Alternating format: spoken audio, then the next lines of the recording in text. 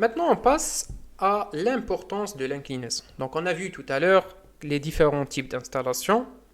Donc on peut installer sur toiture terrasse, au sol, sur des toitures inclinées, façade ou bien des ombrières. Déjà, pour le choix de l'inclinaison, pour résumer, il est flexible lorsqu'on va installer sur toiture terrasse et surtout avec des structures soit posées sur des bétons bien fixés sur la toiture ou bien le cas des installations au sol. Par contre, il est moins flexible pour les installations sur des ombrières, mais il y a le choix déjà.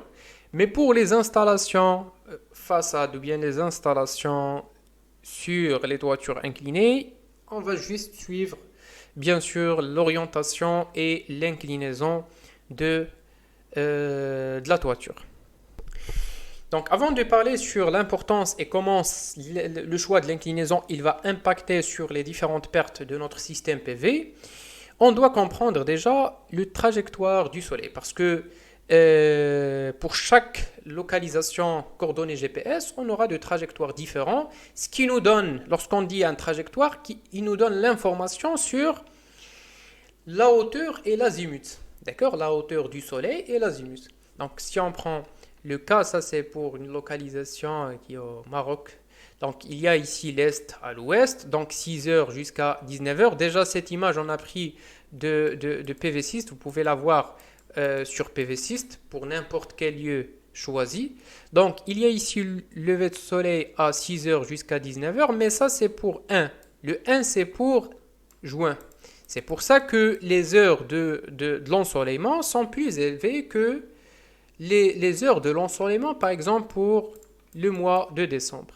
Ça marche ainsi que la hauteur du soleil, il varie. Ici, sur cette schéma-là, on peut pas y avoir l'idée en détail sur la hauteur du soleil, mais on peut voir que il y a une trajectoire du soleil chaque heure. Il varie chaque heure et chaque mois de l'est à l'ouest. Pour avoir l'idée sur le côté hauteur du soleil, on peut avoir ce type de diagramme qui nous donne l'information sur la hauteur du soleil par rapport à l'azimut. Pour chaque mois. Donc ici, c'est pour le mois de juin. D'accord? On peut avoir ici l'information à côté. Après, il y a le 2 pour mai et juillet, ainsi de suite, jusqu'à mois de décembre. Le mois de décembre, il y a moins de la hauteur du soleil. Au pic, on aura 30. D'accord? Ici, pour le cas du juin, au pic, on aura 75. Donc, ce qui fait, si cette valeur de la hauteur du soleil augmente, le choix optimal de l'inclinaison diminue. D'accord? Donc, s'il y a plus de la hauteur du soleil, le choix de l'inclinaison doit être faible. C'est pour ça, si on prend le cas des pays en Afrique, Côte d'Ivoire ou bien Cameroun, etc., vous allez voir que le trajectoire du soleil, il est plus élevé. D'accord? Que le cas du Maroc.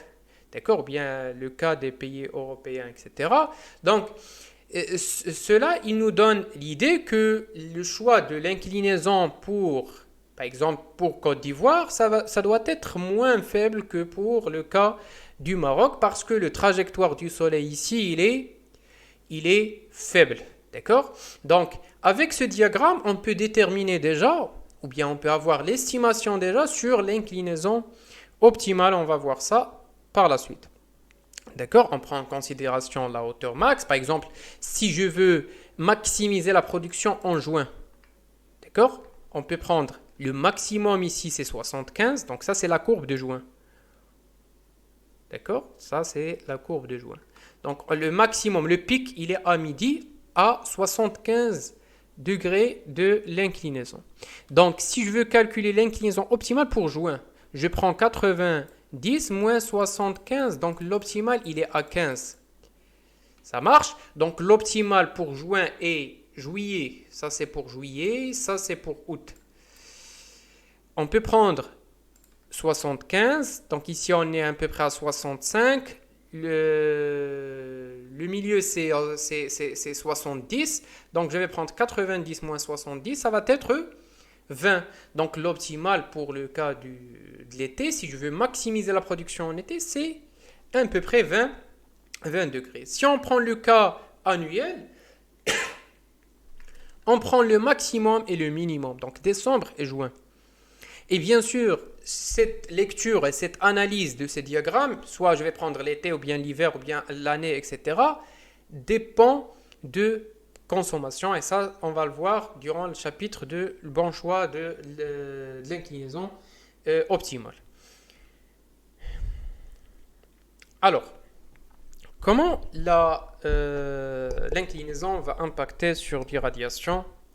On sait bien que si on varie de l'inclinaison, l'irradiation, bien sûr, ça va être variable, dépend bien sûr de l'altitude du lieu, la première chose. Donc c'est pour ça que les données d'entrée de tous les projets PV, on commence par les coordonnées GPS parce que l'altitude, la longitude, il nous donne l'idée sur les données météorologiques ainsi que avec l'altitude que je peux déterminer l'inclinaison optimale.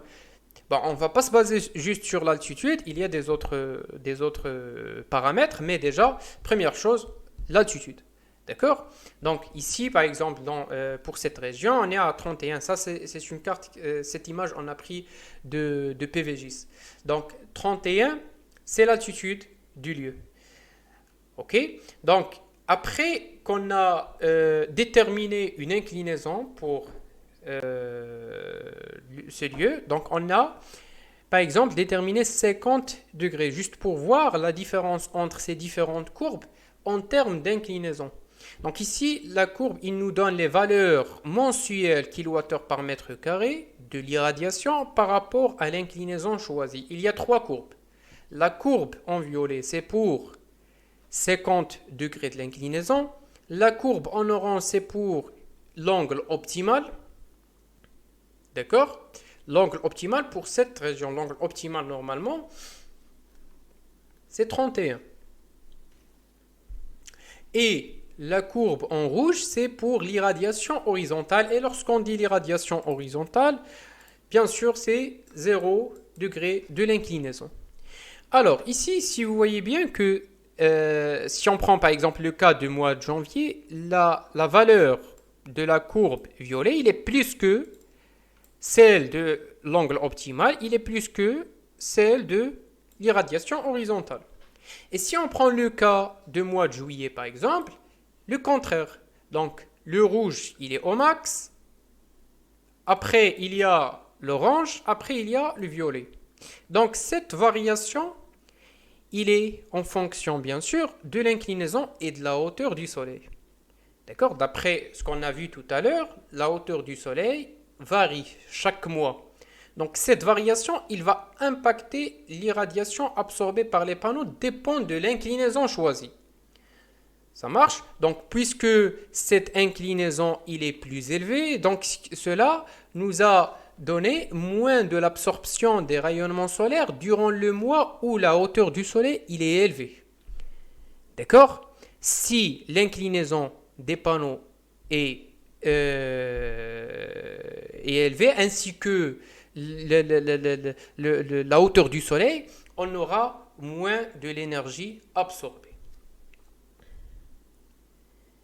D'accord? Donc, on doit y avoir toujours le contraire. Si on a moins de la hauteur, je dois maximiser l'inclinaison. Si on a plus de la hauteur, je dois diminuer l'inclinaison pour absorber plus. Donc, c'est de cette manière comment l'inclinaison peut impacter sur l'irradiation.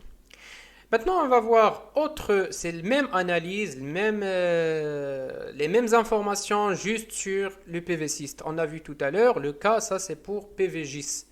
Pour PV-cyste, on aura ici le choix des inclinaisons, d'accord, l'inclinaison, l'azimut, etc. Après, le logiciel, il va nous donner l'information sur l'inclinaison qu'on a choisie, ainsi que l'orientation.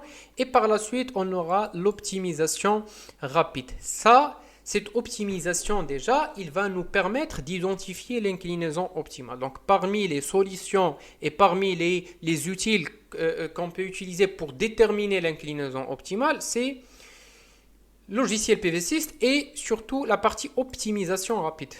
D'accord? Cette optimisation, il prend en considération quoi en premier temps? Les mois. D'accord? Est-ce qu'on veut maximiser durant la saison d'été, le mois d'avril jusqu'à septembre, ou bien de l'octobre jusqu'à mars? Et le logiciel, il va tracer ici la courbe qui nous donne l'information de facteurs de transposition en fonction de l'inclinaison plan. Donc, ce qui fait ce facteur, il va être plus élevé, d'accord? Par exemple, ici pour cette localisation, il va être plus élevé avec 30 jusqu'à 35 degrés de l'inclinaison. Donc, on sait que pour telle l'altitude, on doit y aller vers une inclinaison de 35. Ça marche? Pour maximiser le facteur de transposition, c'est quoi un facteur de transposition? Facteur de transposition égale l'irradiation qu'on peut avoir avec l'inclinaison qu'on a choisie, donc l'inclinaison sur le plan incliné, divisé par l'incliné, divisé par l'irradiation horizontale. C'est bon, donc puisque le facteur de transposition, donc si le facteur de transposition il augmente, on aura plus de rayonnement solaire. Donc cela, ces courbes, ils vont varier, dépend du choix, si on choisit l'été ou bien si on choisit l'hiver. Et ce choix dépend de quoi? Il dépend de le profil de consommation. C'est ce qu'on va voir après, que parmi les paramètres qu'on doit prendre en considération pour déterminer l'inclinaison optimale, c'est le profil de consommation. Alors, deuxième impact, c'est les pertes IAM. Déjà, c'est quoi les pertes IAM? Les pertes IAM, en anglais, c'est Incidence Angle Modify. Dans les panneaux solaires, se produisent lorsque la lumière solaire il est sur la surface du panneau sous un angle d'incidence. D'accord? Donc, les pertes, ils varient, dépendent de, première chose, de l'angle d'incidence. Lorsqu'on dit l'angle d'incidence, c'est l'angle entre le rayon solaire et la surface du panneau. Donc, on a un panneau installé. Il y a des rayons solaires sur la face PV. Donc, cet angle qu'on aura ici, c'est l'angle d'incidence. Si cet angle augmente, on aura automatiquement moins de pertes. Non, plutôt. Si cet angle augmente, on aura plus de pertes. Donc, on doit y avoir moins de l'angle entre les rayons soleil et la face PV. Donc, si on a plus de l'inclinaison plus de l'angle entre les rayons solaires et la face PV, on aura plus de pertes IAM. C'est pour ça que si la hauteur du soleil il est faible, on doit augmenter l'inclinaison des panneaux pour y avoir moins de l'angle. Cela va nous permettre de réduire les pertes IAM ainsi que je peux absorber plus. Alors, deuxième chose, la réflexion et transmission. Donc ici, on parle des matériaux et le revêtement des panneaux solaires, des pans de verre utilisés. D'accord? Après, les pertes IAM, ils vont être affectés par le nettoyage et les entretiens. S'il y a plus de la saleté, plus de la poussière, cela va augmenter ces pertes en diffusant ou bien en bloquant les lumières solaires absorbées. Autre chose, c'est l'orientation et l'inclinaison. Donc l'inclinaison, comme vous voyez sur le diagramme, le facteur des pertes IAM, il varie, dépend de l'inclinaison. Et ça, toujours, dépend de coordonnées GPS, dépend de l'altitude du lieu. Donc, ce diagramme, vous allez le trouver sur logiciel PV-Syst. OK? Dépend de choix du lieu. D'accord? Donc, vous voyez ici que pour 30 jusqu'à à peu près 60, on aura moins de pertes. Il varie entre, on peut dire entre 1,8 jusqu'à 2. OK? 2% des pertes. Mais si on a moins d'inclinaison, on aura plus de pertes aériennes. Donc ça, c'est parmi les choses qu'on doit prendre en considération afin de déterminer l'inclinaison optimale. OK? Autre impact, c'est sur l'ombrage.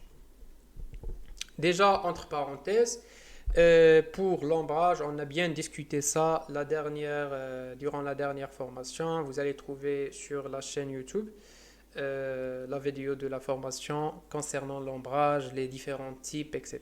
Ainsi, on a vu sur le PV6 comment on peut faire l'étude d'ombrage, comment déjà on peut avoir ce diagramme.